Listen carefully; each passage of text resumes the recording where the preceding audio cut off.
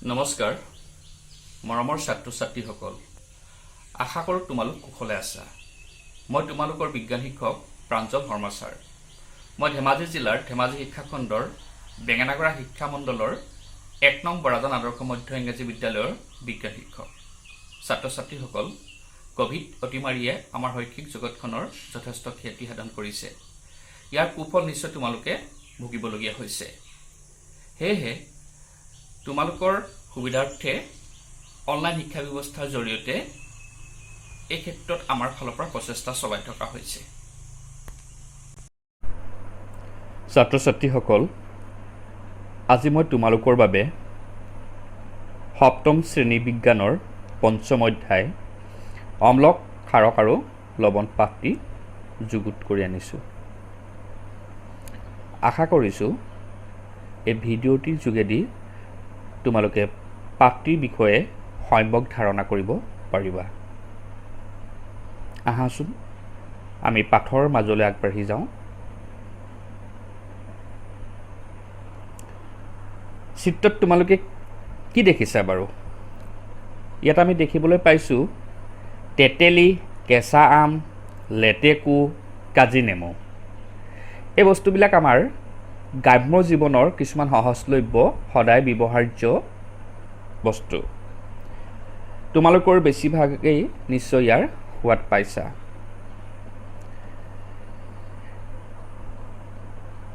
নেমুৰ সোৱাদ কেনেকুৱা বাৰু আমি সকলোৱে জানো টেঙা দৈ সোৱাদ কেনেকুৱা টেঙা কেঁচা আমৰ সোৱাদ কেনেকুৱা টেঙা তেতেলী সোৱাদ কেনেকুৱা টেঙা ভিনেগাৰৰ সোৱাদ কেনেকুৱা টেঙা আমলখিৰ সোৱাদ টেঙা বা কেঁহা তোমালোকৰ মনলৈ বাৰু কেতিয়াবা এনে ধাৰণা আহিছানে কি কাৰণে এই বস্তুবিলাকৰ সোৱাদ টেঙা হৈছে এই বস্তুবিলাক টেঙা হোৱাৰ মূল কাৰণ হ'ল এই বস্তুবিলাকত অম্ল বা এচিড থাকে যাৰ বাবে ইহঁত টেঙা হয় অৰ্থাৎ যিবোৰ বস্তুত অম্ল বা এচিড থাকে সেই বস্তুবিলাক আমি সোৱাদত টেঙা পাওঁ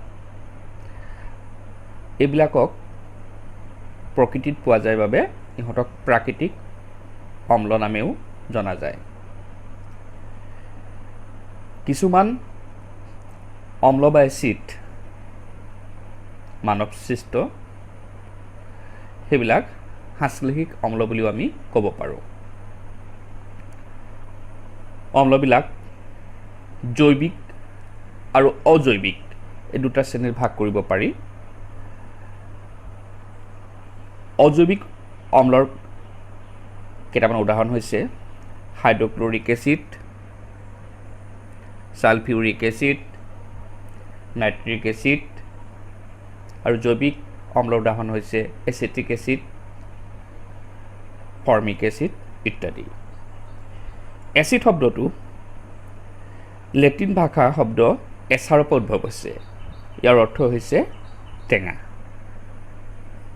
ছাত্ৰ ছাত্ৰীসকল মই তোমালোকৰ সুবিধাৰ্থে কিছুমান এচিড আৰু সিহঁতৰ সংকেত উপস্থাপন কৰিছোঁ তোমালোকে চাবাচোন এইখিনিতে মই কওঁ সংকেতে কোনো এটা যৌগ গঠিত হোৱা বিভিন্ন ধৰণৰ পৰমাণুসমূহ আৰু সিহঁতৰ পৰিমাণ আৰু অনুপাত নিৰূপণ কৰে ই আন্তৰ্জাতিকভাৱে স্বীকৃত কোনো এটা যৌগৰ চিহ্ন ছালফিউৰিক এচিড সংকেত হৈছে H2SO4 হাইড্ৰক্লৰিক এচিড সংকেত হৈছে HCl nitric acid HNO3 acetic acid CH3COOH carbonic acid H2CO3 phosphoric acid H3PO4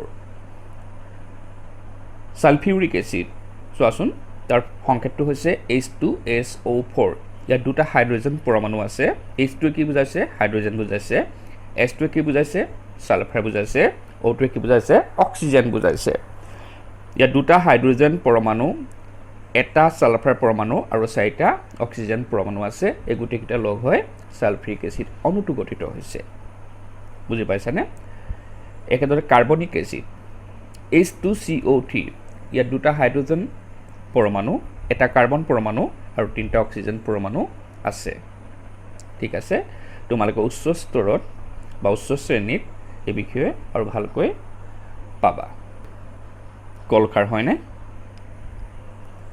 baking soda বা খোৱা সোডা আমাৰ সকলোৰে পৰিচিত ডিটাৰজেন্ট পাউডাৰ গা ধোৱা চাবোন কাপোৰ ধোৱা চাবোন ফুটছাই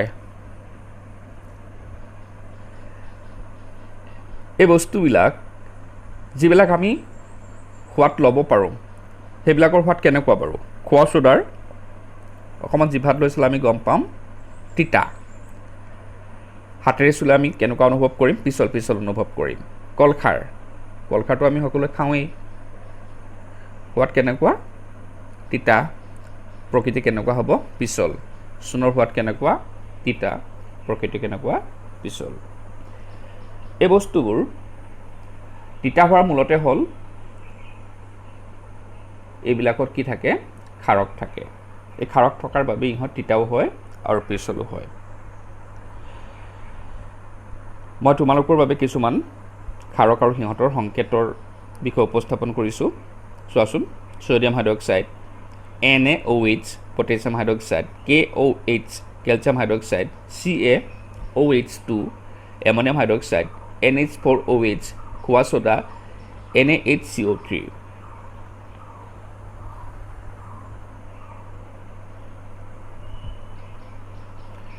ছাত্ৰ ছাত্ৰীসকল সালফিউৰিক এচিডৰ ৰজা বুলি কোৱা হয় তোমালোকে মনত ৰাখিবা খোৱা সোডাৰ ৰাসায়নিক নাম হ'ল সোডিয়াম বাইকাৰ্বনেট ঠিক আছে আৰু সোডিয়াম হাইড্ৰক্সাইড হৈছে এবিধ খাৰক আৰু ই দেখিবলৈ কিছুমান সৰু সৰু টুকুৰা নিচিনা তোমালোকে জনা উচিত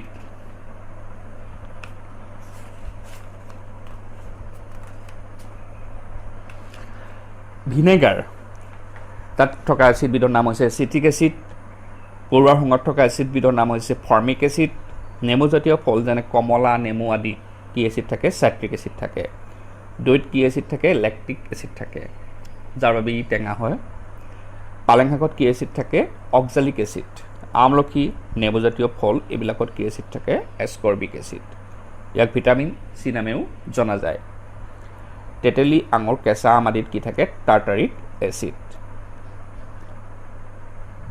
অৰ্থাৎ বিভিন্ন ধৰণৰ বস্তুবিলাকত বেলেগ বেলেগ ধৰণৰ এচিড থাকে এবাৰ চাওঁ চূণ হৈছে কেলছিয়াম অক্সাইড আমি যদি চূণত পানী মিহলাই দিওঁ কি হ'ব চূণ পানী হ'ব তাৰ নাম হৈছে কেলছিয়াম হাইড্ৰক্সাইড বিভিন্ন ধৰণৰ পৰিষ্কাৰক হিচাপে আমি এমনিয়াম হাইড্ৰক্সাইড ব্যৱহাৰ কৰোঁ সোডিয়াম হাইড্ৰক্সাইড আৰু পটাছিয়াম হাইড্ৰক্সাইড এইবোৰ আমি বিভিন্ন ধৰণৰ চাবোন গা ধুৱাই হওক বা কাপোৰ ধুৱাই হওক ব্যৱহাৰ কৰোঁ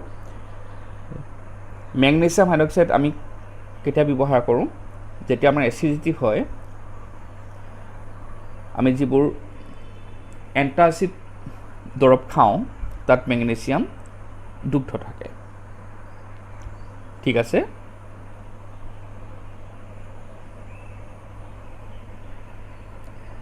ছাত্ৰ ছাত্ৰীসকল সকলো বস্তুৰে সোৱাদ লোৱাটো উচিত নহয় তোমালোকে এনেকুৱা কেতিয়াও নকৰিবা এটা প্ৰকৃতিত এনেকুৱা কিছুমান বস্তু আছে যিবোৰ আমি সোৱাদ ল'ব নোৱাৰোঁ তেতিয়াহ'লে আমি সিহঁত আমলিক নে খাৰুকীয় কেনেকৈ নিৰ্ণয় কৰিম আমি কিছুমান বাহ্যিক বস্তুৰ সহায়ত কোনো পদাৰ্থ আমলিক নে খাৰুকীয় এইটো আমি নিৰ্ণয় কৰিব পাৰোঁ আৰু এই পদাৰ্থবিলাকক কি বুলি কোৱা হয় সূচক বা ইণ্ডিকেটৰ বুলি কোৱা হয় এই সূচক বা ইণ্ডিকেটৰবিলাকে আমলিক দ্ৰৱত আৰু খাৰুকীয় দ্ৰৱত সিহঁতৰ নিজস্ব কিছুমান ৰং দেখায় আৰু এই ৰংবিলাকৰ পৰা আমি কি পাৰোঁ সিহঁতক চিনাক্ত কৰিব পাৰোঁ কোনবিধ আমলিক হ'ব কোনবিধ খাৰুকীয় হ'ব দুই ধৰণৰ সূচক আছে প্ৰাকৃতিক সূচক যিবোৰ আমি প্ৰকৃতিত পাওঁ, প্ৰকৃতিত পোৱা কিছুমান বস্তুৱে আমাক আম্লিক বা ক্ষাৰকীয় পদাৰ্থ চিনাক্ত কৰাত সহায় কৰে। সেইবিলাক হৈছে প্ৰাকৃতিক সূচক, হালধি, জবা ফুলৰ পাহি, লিটমাছ পেপাৰ। কৃত্ৰিম সূচক ফেনপথেলিন, এইবোৰ মানৱসৃষ্ট।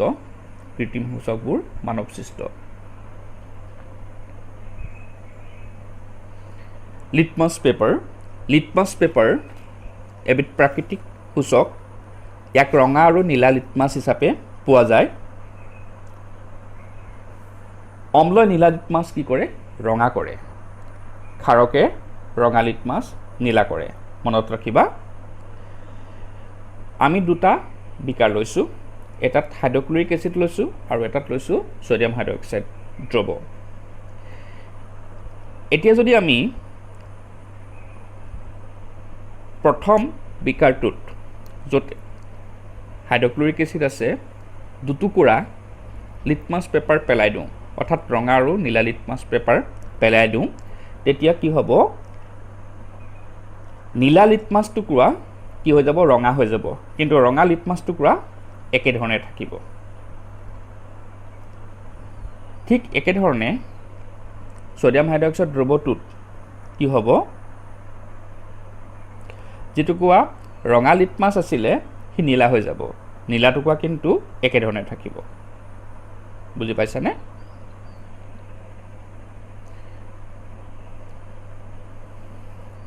জবা ফুল।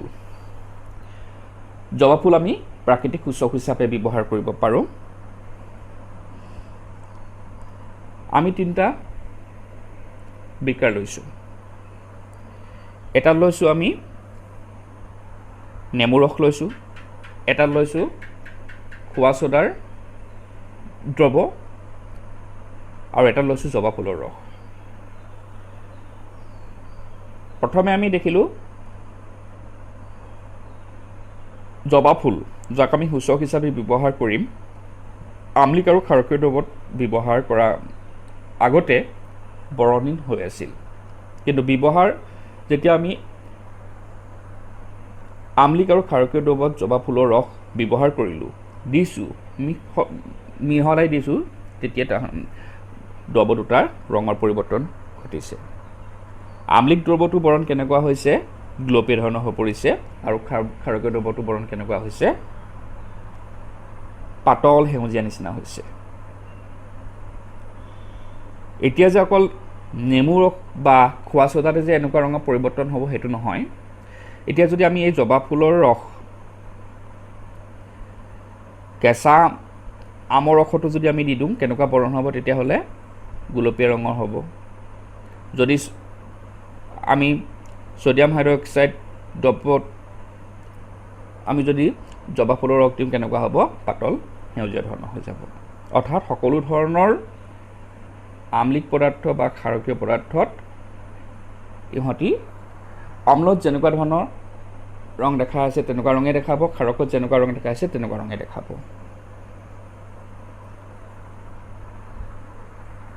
যদি এটা আম্লিক দ্ৰৱত এটা ক্ষাৰকীয় দ্ৰৱ আমি মিহলাই দিওঁ তেতিয়া কি হ'ব? এটাই আনটোৰ ধৰ্ম ধ্বংস কৰি পেলাব। অৰ্থাৎ আম্লিক দ্ৰৱটোৱে কি কৰিবলৈ চাব? ক্ষাৰকীয় গুণ নাশ কৰিবলৈ চাব আৰু ক্ষাৰকীয় দ্ৰৱটোৱে অম্লৰ আম্লিক গুণ নাশ কৰিবলৈ চাব। তেনেস্থলত যিটো লব্ধ যৌগৰ সৃষ্টি হ'ব বা লব্ধ দ্ৰৱৰ সৃষ্টি হ'ব তাক প্ৰথম দ্ৰৱ বুলি কোৱা হয়। আৰু এই প্ৰথম দ্ৰৱটো ফলত এবিধ নতুন পদাৰ্থৰ সৃষ্টি হয় যাক কোৱা হয় লৱণ। ই এক ধৰণৰ ৰাসায়নিক বিক্ৰিয়া, অৰ্থাৎ যি বিক্ৰিয়াত অম্ল আৰু ক্ষাৰকৰ মাজত বিক্ৰিয়া ঘটি এবিধ নতুন পদাৰ্থৰ সৃষ্টি হয় তাক প্ৰশমন বিক্ৰিয়া বুলি কোৱা হয়। এনে বিক্ৰিয়াৰ ফলত তাপ আৰু পানীও উৎপন্ন হয়। আমি এটা উদাহৰণ ল'ব পাৰোঁ। লঘু হাইড্ৰক্লৰিক এচিড আৰু ছ'ডিয়াম হাইড্ৰক্সাইড দ্ৰৱ যদি আমি মিহলাই দিওঁ তেতিয়াহ'লে কি হ'ব তাত ছ'ডিয়াম ক্লৰাইড উৎপন্ন হ'ব। ই হৈছে লৱণ লগতে পানী আৰু তাপ।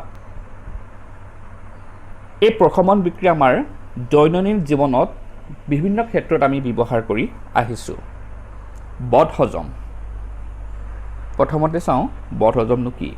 বদহজম হৈছে এচিডিটি, সাধাৰণতে আমি এচিডিটি বুলি কওঁ। আমি জানো আমাৰ পাকস্থলীত হাইড্ৰক্লৰিক এচিড ক্ষৰণ হয়। যেতিয়া পাকস্থলীত এচিডৰ পৰিমাণ অতি বেছি হয় তেতিয়া আমাৰ বদহজম হয়। এই বদহজমৰ পৰা সকাহ পাবলৈ আমি মেগনেছিয়া দুগ্ধ নিচিনা কিছুমান অম্লনাশক খাওঁ। ইয়াত কি থাকে? মেগনেছিয়াম হাইড্ৰক্সাইড থাকে আৰু ই অতিৰিক্ত অম্ল প্ৰভাৱ নাইকিয়া কৰে। পৰুৱাৰ কামোৰ, পৰুৱাৰ সময়ত কি থাকে? ফৰ্মিক এচিড থাকে। পৰুৱাই যেতিয়া কামোৰে তেতিয়া ছালৰ ভিতৰলৈ এই অম্ল সুমুৱাই দিয়ে। কামোৰাৰ প্ৰভাৱটো প্ৰশমিত কৰিবলৈ আমি যদি বেকিং ছ'ডাৰ দৰে খাৰ ঠাইখিনিত লগাই দিওঁ তেতিয়াহ'লে এচিডিক গুণটো নাইকিয়া হৈ যাব। মাটি উপচাৰ, আমি খেতিপথাৰ কৰিবলৈ ৰাসায়নিক সাৰ ব্যৱহাৰ কৰোঁ। এই ৰাসায়নিক সাৰে কি কৰে? মাটিখিনি আমলিক বা ক্ষাৰকীয় কৰি তোলে। মাটিডোখৰ যদি বেছি আমলিক হয় তেতিয়া পোৰা চূণ, কেলছিয়াম অক্সাইড বা শিথিলিত চূণ মাটিখিনিত মিক্স কৰি আমি কি কৰিব পাৰোঁ? মাটিখিনি উৎকৰ্ষ সাধন কৰিব পাৰোঁ। আৰু যদি মাটিখিনি ক্ষাৰকীয় হয় তাত জৈৱ পদাৰ্থ যোগ কৰি মাটিখিনি আমি প্ৰশমিত কৰিব পাৰোঁ। জৈৱ পদাৰ্থ অম্ল এৰি দিয়ে যিয়ে মাটিৰ ক্ষাৰকীয় গুণ প্ৰশমিত কৰে। কাৰখানাৰ আৱৰ্জনা, বহুতো কাৰখানাৰ আৱৰ্জনাত অম্ল থাকে।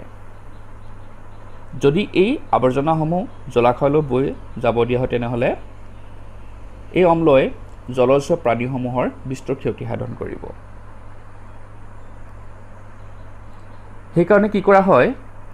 বিভিন্ন ধৰণৰ কাৰখানাৰ আৱৰ্জনাসমূহ ক্ষাৰকীয় দ্ৰব্য মিহলাই প্ৰশমিত কৰা হয়।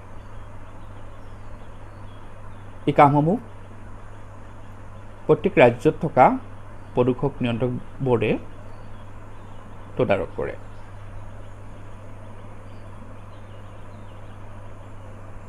ছাত্ৰ ছাত্ৰীসকল,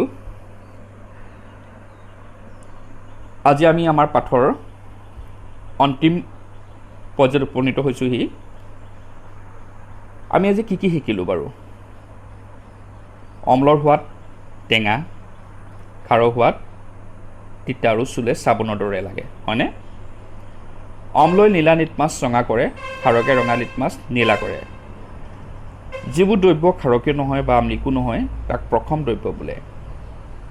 যিবোৰ দ্ৰব্যই আমলিক, ক্ষাৰকীয় আৰু প্ৰশম দ্ৰব্যত বেলেগ বেলেগ ৰং দেখুৱায় সেইবিলাকক কি বোলে? সূচক বোলে। এটা অম্ল আৰু এটা ক্ষাৰকে পৰস্পৰক প্ৰশমিত কৰে আৰু এটা লৱণ এটা আমলিক, ক্ষাৰকীয় বা প্ৰশম হ'ব পাৰে। আজি তোমালোকক এই পাঠটোৰ বিষয়ে এটা সম্যক ধাৰণা দিবলৈ যত্ন কৰিলোঁ।